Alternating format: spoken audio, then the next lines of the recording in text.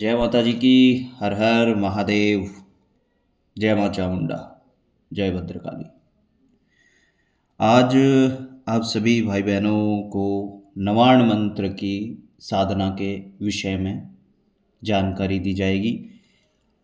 एकदम सीधी सारा साधारण सरल जो है इसकी प्रक्रिया है। और हर कोई व्यक्ति, अगर आपके गुरु हैं तो भी और गुरु नहीं हैं तो भी, शरीरधारी गुरु नहीं है तो भी आप इस साधना को कर सकते हो। नए पुराने जो भी साधक हैं सभी इसको कर सकते हैं। नवरात्रा में ये उत्तम फलदायक होती है। नवरात्रा के 9 दिनों में अगर इसे पूर्ण करें तो अति उत्तम फल और माँ दुर्गा की अति कृपा साधक पर होती है।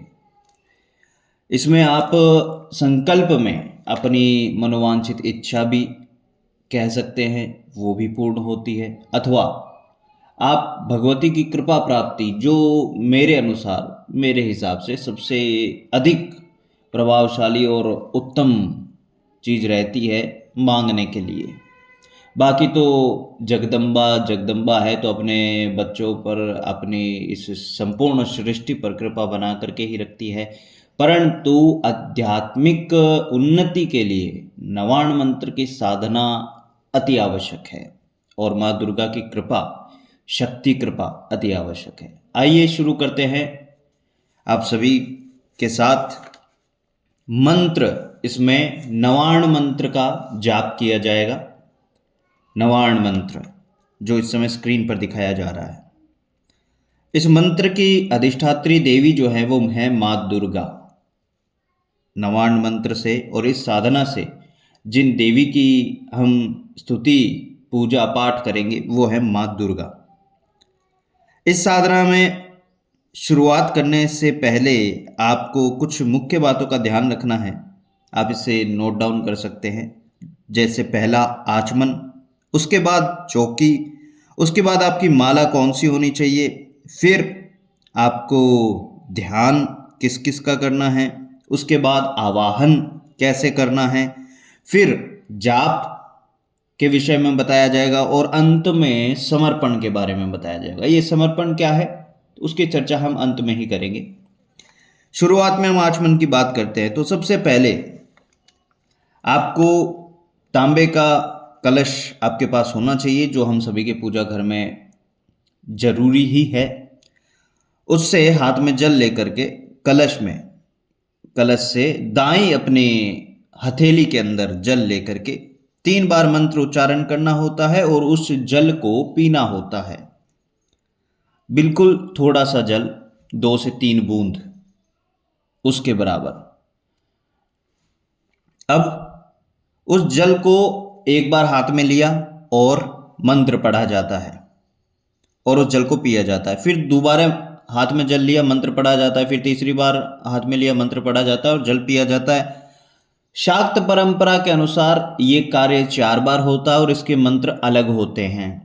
और वैष्णव परंपरा के अनुसार 3 बार आचमन होता है और उसके मंत्र अलग होते हैं। तो दोनों ही परंपरा के अनुसार मैंने स्क्रीन पर आपको वो मंत्र डाल दिए हैं। आप जिस भी अनुसार चाहें उस अनुसार आचमन कर सकते हैं।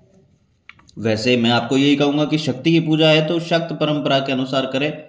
इसके अलावा आप चाहे तो वैष्णव परंपरा के अनुसार भी आचमन कर सकते हैं। दोनों का फल बराबर ही है। नारायण नारायणी में कोई भेद नहीं है, शक्ति वो एक ही है। अब इसके बाद में क्या करना है, चौकी माता की किस प्रकार लगानी है उसके विषय में आपको बता देते हैं। सबसे पहले आपको एक उत्तर दिशा में या पूर्व दिशा में या ईशान कोण में, तीनों में से आपके घर और पूजा कक्ष के अनुसार जो चीज आपके लिए सुलभ रहती है उस कॉर्नर में, इन 3 बताए गए तीन साइड में से, जैसे उत्तर, पूर्व और ईशान कोण, जहां उत्तर पूर्व मिलते हैं, इन तीनों जगह में से जो भी जगह उपयुक्त आपके लिए रहती है वहां पर आपको चौकी लगानी है माता की। सबसे पहले बाजोट पर आपको कुमकुम से स्वास्तिक बनाना है। अब उस पर लाल कपड़ा बिछाना है और बीच में माँ दुर्गा की तस्वीर या आपके पास यदि विग्रह है तो और अच्छी बात है, अन्यथा माता की तस्वीर जो है वहाँ पर आपको रखनी है। माँ के दाईं तरफ, माँ के दाईं तरफ, इन चीज़ों को अच्छे से सुन लीजिएगा, माता के दाईं तरफ गेहूं का एक ढेर लगाएं छोटा सा, और उस पर तांबे का कलश रखें। तांबे का कलश यहाँ मैंने कहा है। हर एक शब्द को, हर एक चीज को अच्छे से सुन लीजिएगा, कोई कंफ्यूजन ना रहे। तांबे का कलश रखना है, कलश पर प्लेट रखनी है और प्लेट पर लाल कपड़े में बांधकर एक नारियल रखें। अब ये प्लेट आप तांबे की भी रख सकते हैं और स्टील की भी साधारण प्लेट भी रख सकते हैं। कलश व नारियल को अब आपको तिलक करना है।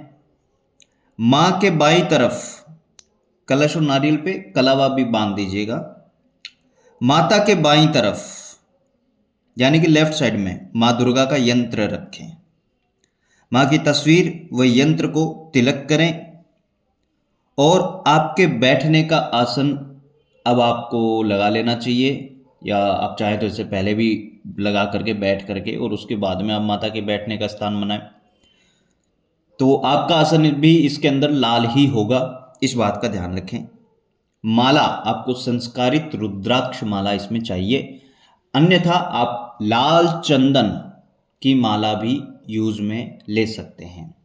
परंतु देखिए, कुछ साधना ऐसी होती है जिसमें लाल चंदन की माला नहीं होती है, ठीक है। फिर कुछ साधना ऐसी हो जाएंगी जिनमें हो सकता है आपको तुलसी की माला का प्रयोग करना पड़े। आगे आपके जीवन के लिए बता रहा हूं। तो एक ऐसा मन का है जो हर जगह यूज आता है, वो है रुद्राक्ष। तो रुद्राक्ष की माला सबसे उत्तम माला मानी जाती है साधना के क्षेत्र में।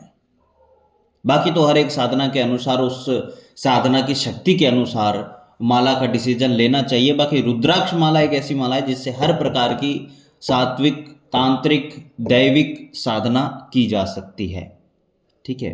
बाकी भूत प्रेतों के लिए तो फिर बाद में अस्थि माला, ये वाला वो माला, हर प्रकार की चीज़ जो है शमशान आदि साधनाओं में और वो यूज में लाई जाती है। लेकिन रुद्राक्ष माला जो है, हम क्योंकि अधिकतर लोग आप में से गृहस्थ होंगे तो उनके लिए रुद्राक्ष माला सर्वोत्तम है।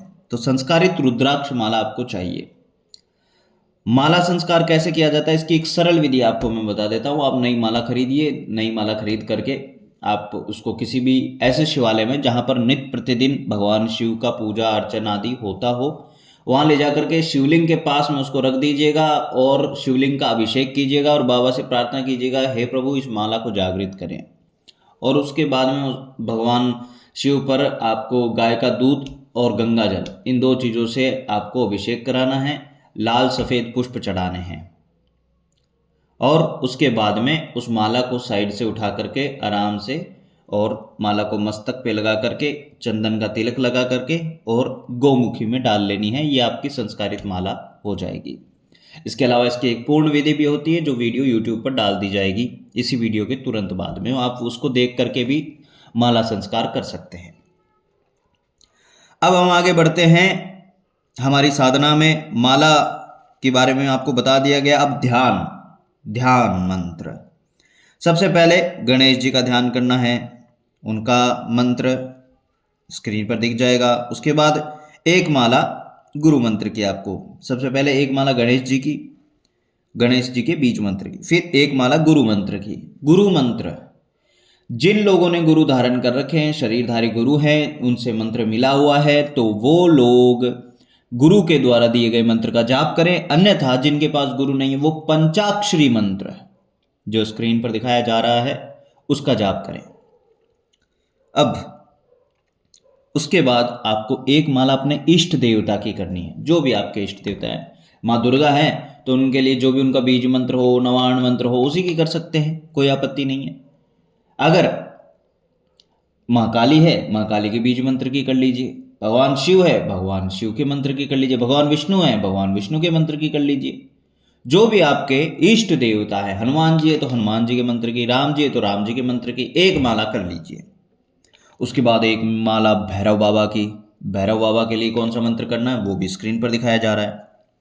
अब ये माला करने के बाद में अब माला को माता के सामने रखिए, आवाहन करना है। आवाहन, सर्वमंगलमांगल्ये शिवे सर्वार्थसाधिके शरण्ये त्र्यंबके गौरी नारायणी नमोस्तुते।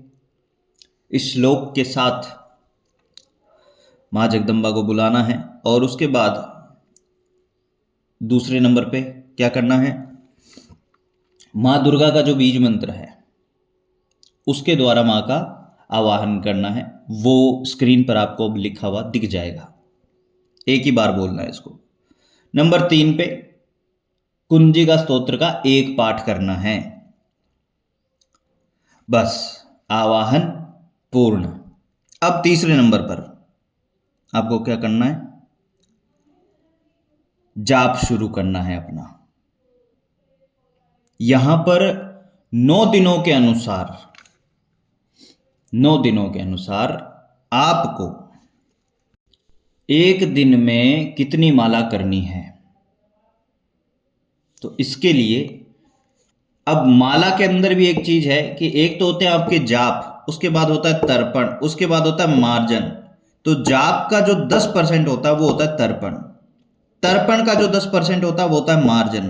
तो ये टोटल मिला करके आप इनको माला की संख्या में भी कन्वर्ट कर सकते हैं। तो टोटल आपके जो 1,25,000 का जाप था वो अब आपका 1,38,750 मंत्र जप हो जाते हैं।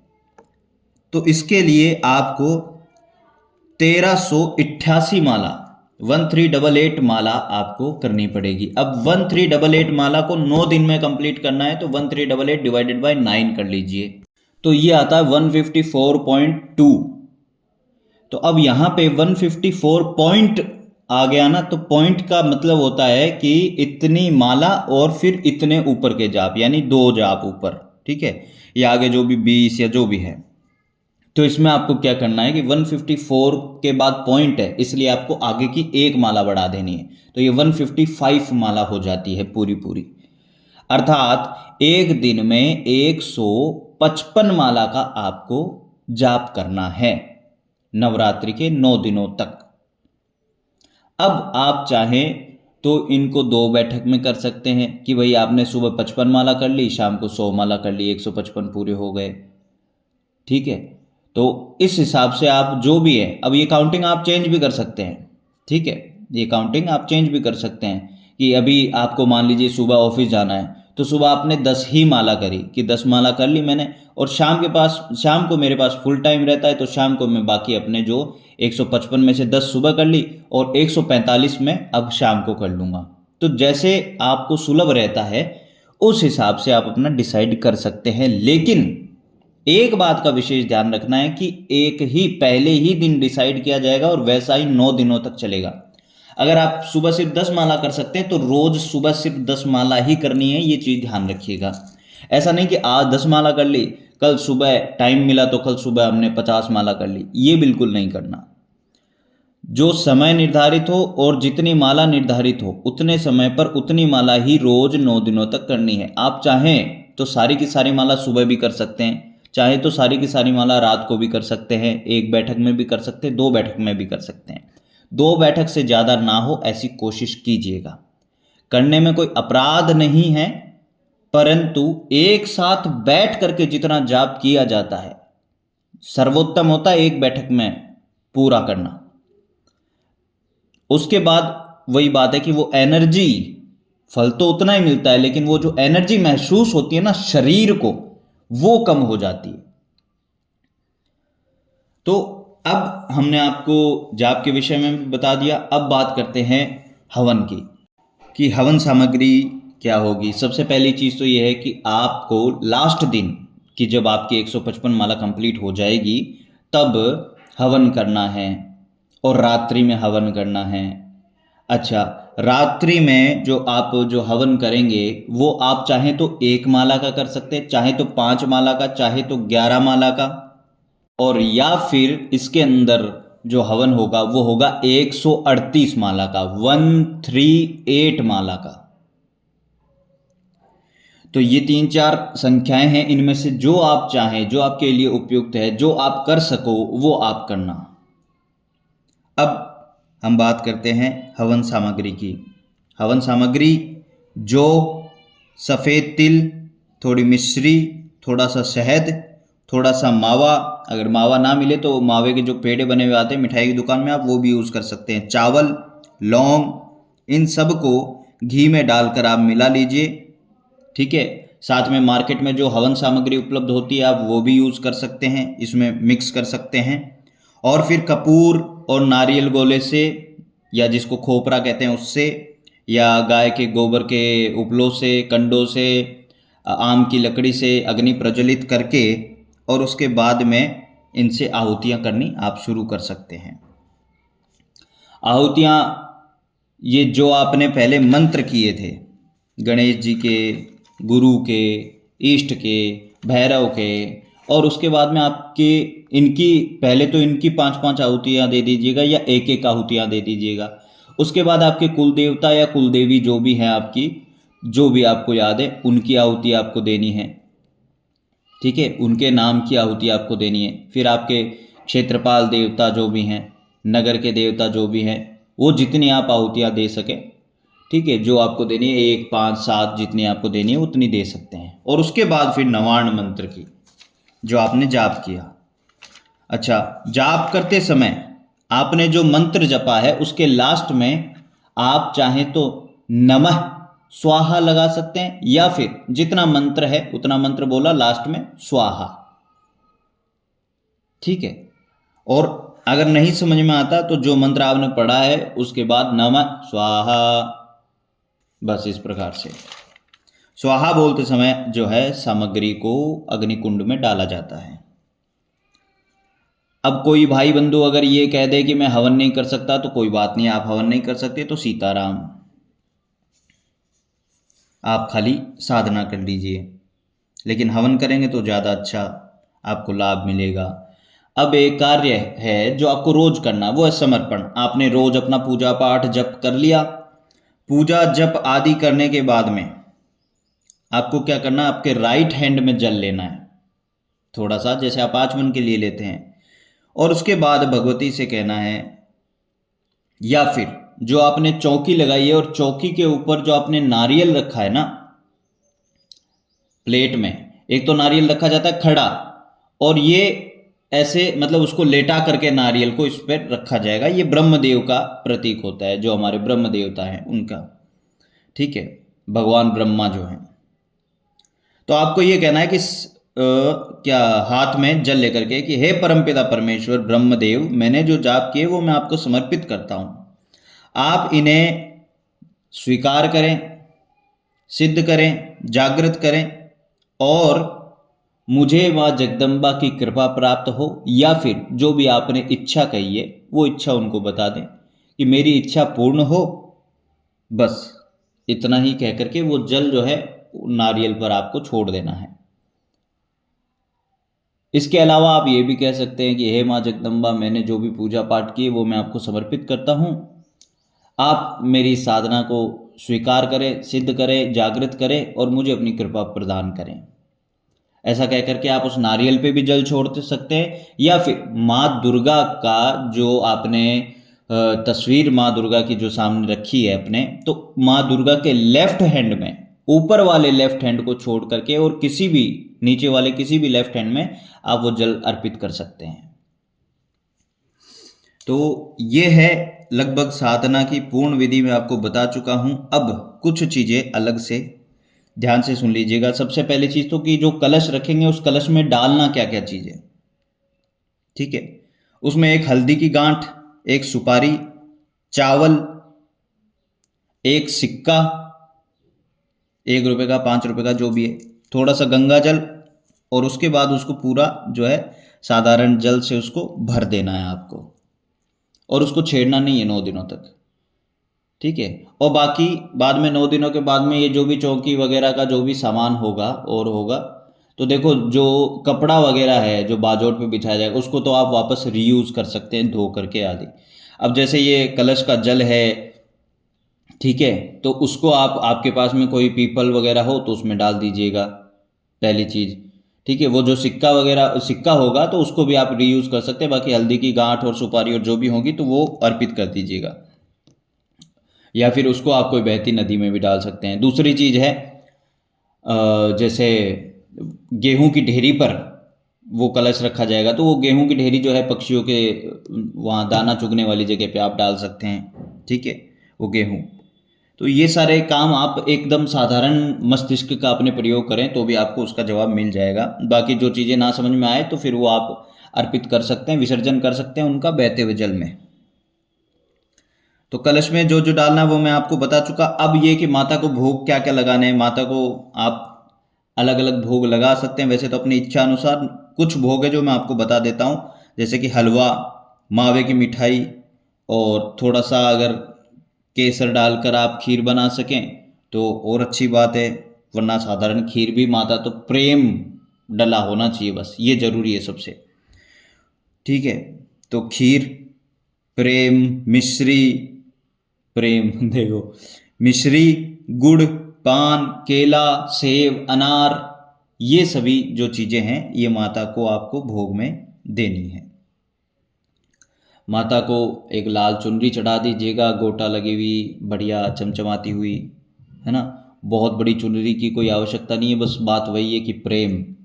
और रोज एक लाल पुष्प जरूर अर्पित कर दीजिएगा, और कोशिश कीजिएगा कि जिस तरह का फूल आप चढ़ाते हैं, जैसे कि अगर आप गुलाब का फूल चढ़ा रहे हैं ना, तो 9 दिनों तक गुलाब का ही फूल चढ़ाएं। अगर आप लाल कनेर का फूल चढ़ा रहे हैं तो लाल कनेर का ही फूल 9 दिनों तक चढ़े। अगर आप गुड़हल का चढ़ा रहे हैं तो 9 दिनों तक गुड़हल का ही फूल चढ़े, ठीक है।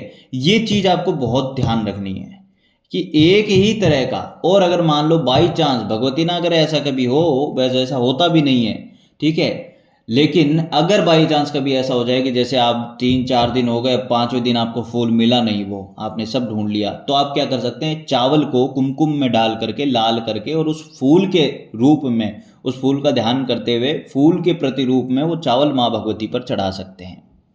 ये आप उपाय कर सकते हैं।